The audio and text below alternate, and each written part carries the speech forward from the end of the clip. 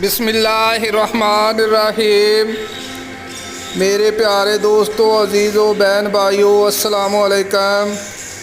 درود پاک پڑھیں، پھر چلتے ہیں حدیث کی طرف۔ یہ حدیث بخاری شریف کی روایت ہے۔ اس میں بتایا گیا ہے قیامت سے پہلے صدقہ لینے والا کوئی نہیں ہوگا اور عورتوں کی تعداد بڑھ جائے گی۔